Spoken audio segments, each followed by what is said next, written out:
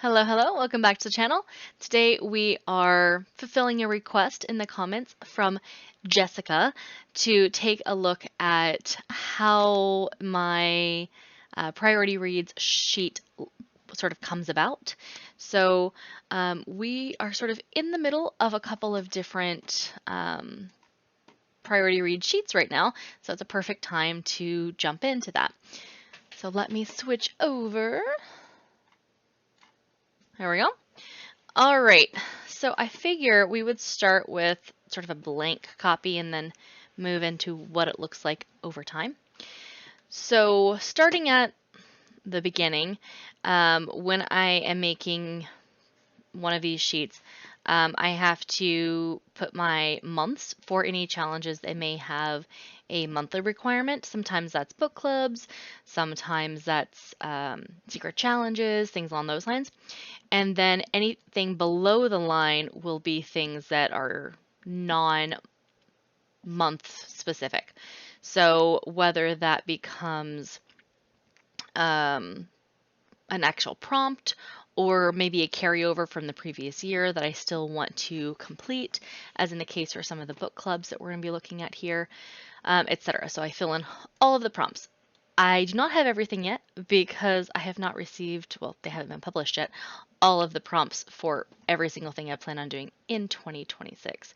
So for example, TWOF NBC does not have their general challenge posted yet. They said they're going to do something a little bit different this year, so I'm looking forward to seeing what that looks like, but it has not been posted as of the recording of this video, which is on the 12th of December.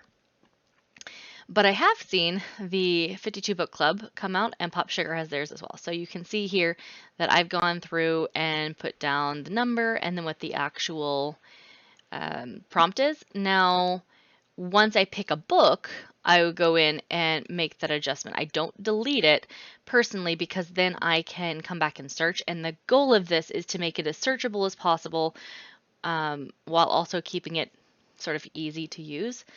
Because I didn't want to get too complicated, I chose just a basic spreadsheet. So if we went with One Dark Window by Rachel Gillig as an example, I like to underline the titles. I now have One Dark Window by Rachel Gillig, and it's prompt number 6, title starts with O.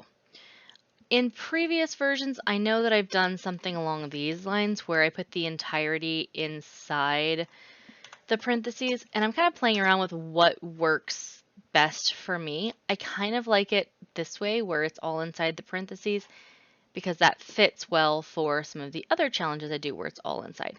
So I may change that as I go through these, but when I was putting them in originally, I didn't think about that, to be completely honest. So I will probably end up switching it over to how I have One Dark Window here when I get done, just because that makes it a little bit easier to see. The prompt is inside these bounds, and the title is underlined, and then of course it has by.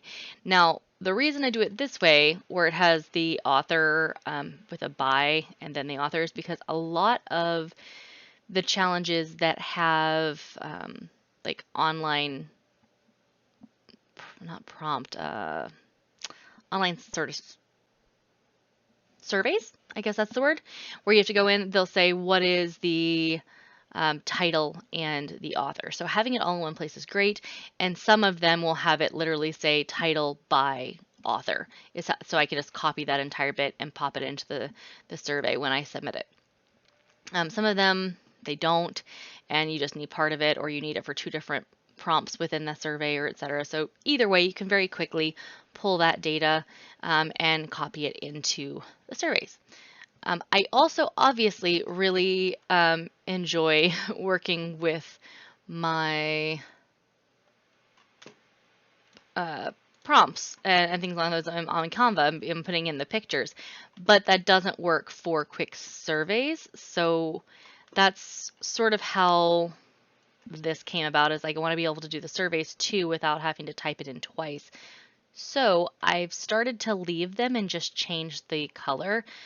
So my key now has a completed option rather than just having it be deleted once it's done, which is how I originally started when I did my 2025 priority read, which you will see, like example on Herkyed. Obviously, there wasn't just one book that needed to be read there was 10 for this one, which is Series Staircase.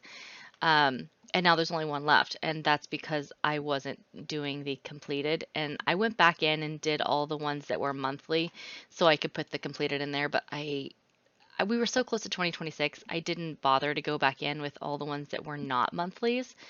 As you can see here, they're just sort of what's available. Now, one of the other things that I am debating putting in, and I was playing around with it here at the end of the year, was putting in a challenge end area. So I can see, okay, this one ends on this date, and this one ends on that date. So if, for instance, I have until June to finish this, so I should prioritize these ones more.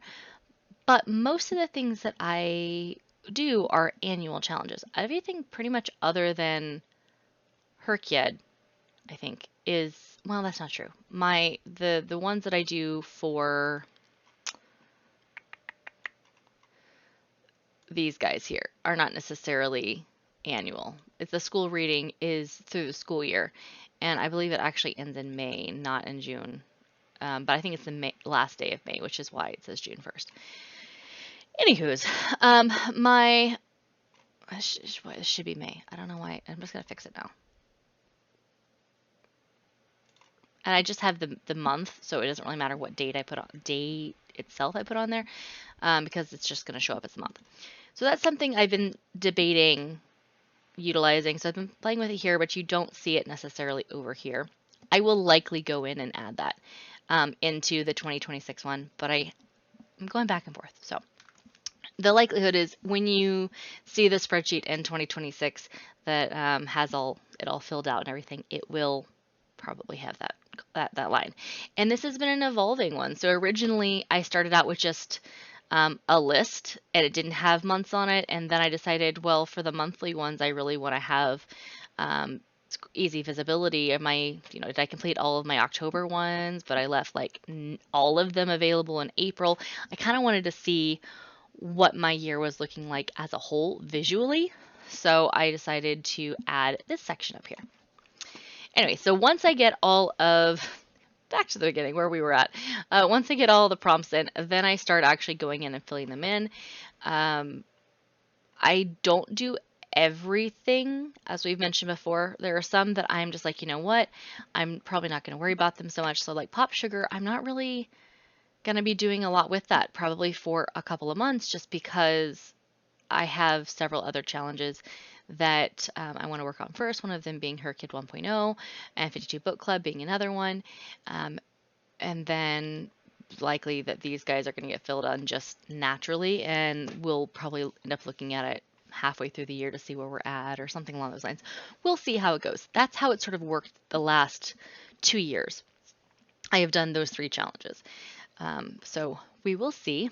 So the next step would be, other than actually writing in all the challenges I plan on doing, which I have added one since I made this, and I need to go in and do it and put it on here so you can see all of the challenges and book clubs, etc. They're all there, with the exception of Romanceopoly.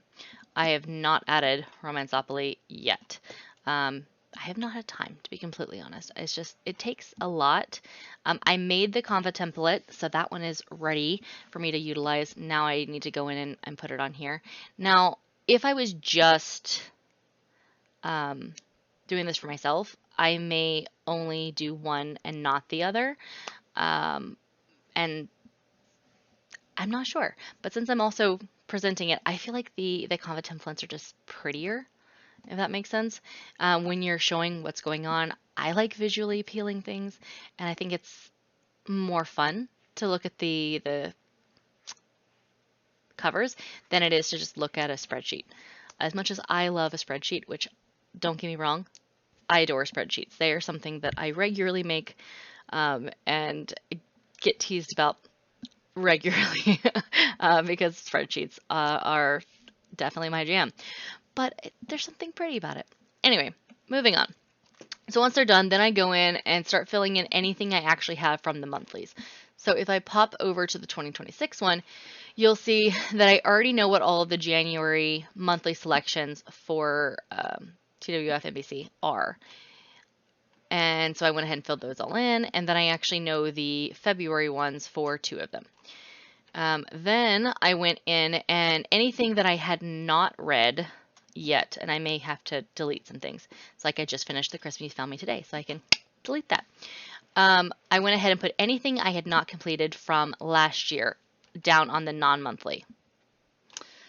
Because, well, I need to, well, I don't have to, but I would like to do those. And I would ideally like to get them done earlier in the year so that I don't have to worry about it.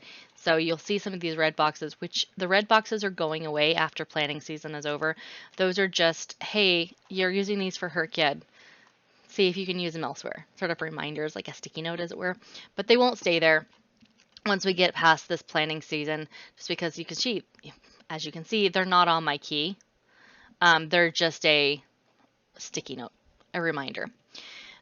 If it does not have a monthly, then you get a blacked out completed, a color schemed NA. And then everything is set to 0 if that is accurate.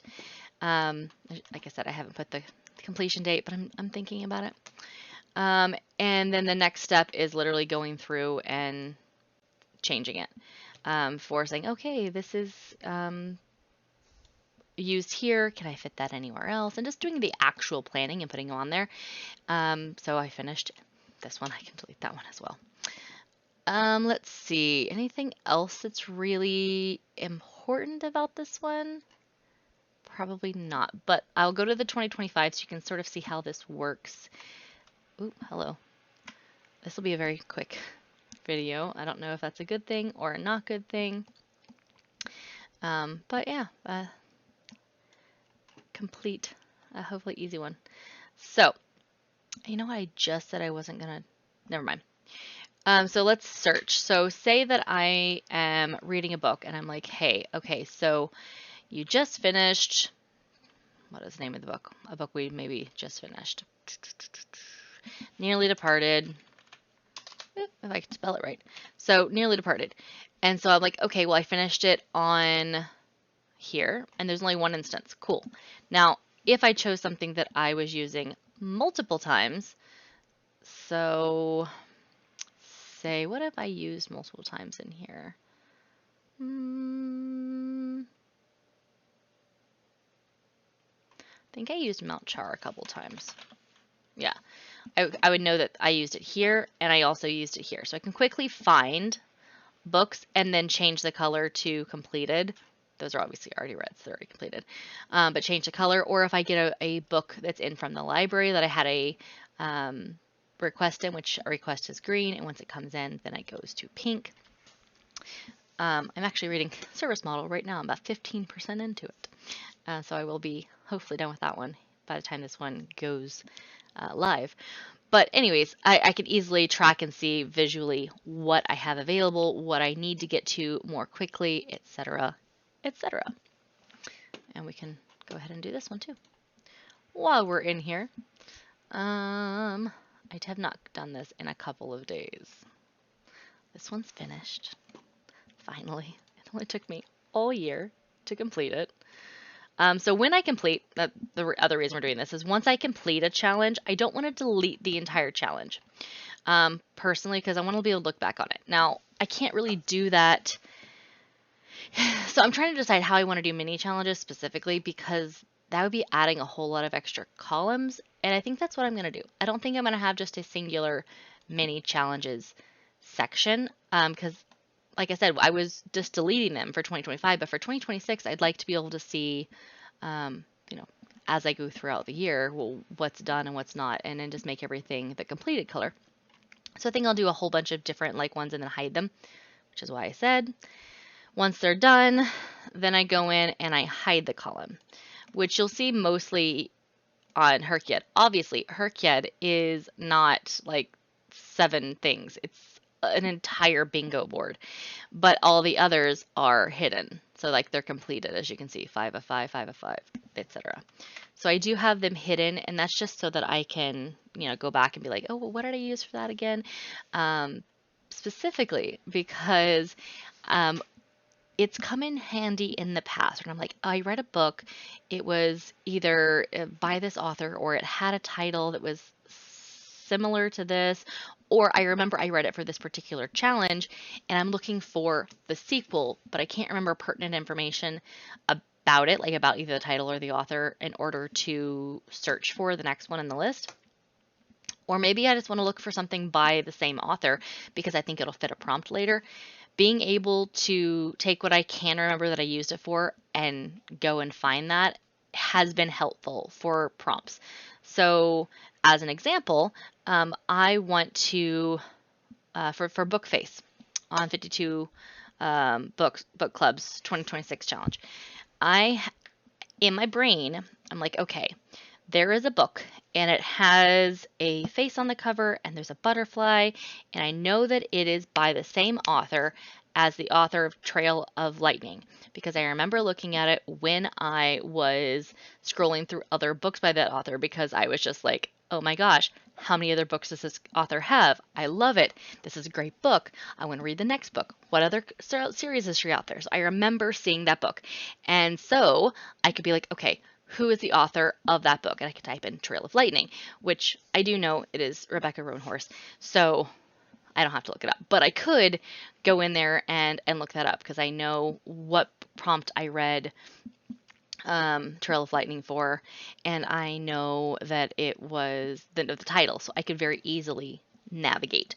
So it's kind of a tool to help me sort of decode my own brain to be able to find things that'll help me do prompts for multiple different challenges or just figuring out what I want to read next. I use this probably at least as much, if not more, than my series tracker. So I could probably go off on a tangent a million times from here, but I'm not sure what else would be super useful based on the comment itself, which is how do you create it and utilize it. So hopefully this explains it. If you have more questions, let me know. Maybe I will add that to a video in the future. And if it's a quick one, I can potentially put it at the end of a video or something along those lines. But I am happy to help. If you are using a spreadsheet or can think of a column that maybe I should add or a row that I should add in order to make this more useful, let me know. As another example, I'm thinking about adding a column for spice level to my book tracker, like my monthly book, or not monthly. Right now I'm just using the Herkyed tracker, but going into 2026, since I'm not doing Herkyed 2.0, really, I'll be hopefully mostly done with it by then. I'm like, how do I want to design? Do I want to take this and then like adjust it? So I'm playing around with some things that I maybe want to do. I haven't gotten that figured out. It'll probably be a couple of months before I really settle into what I want my tracker to look like long term. But I am playing around with that, and that's another thing I'm sort of thinking about. So let me know what things that you guys regularly track, if you're using spreadsheets to track your reading in any way, different ideas that maybe you have, because I'm definitely interested in making my spreadsheets more effective and useful. Have a wonderful rest of your day, and I will see y'all next time. Bye!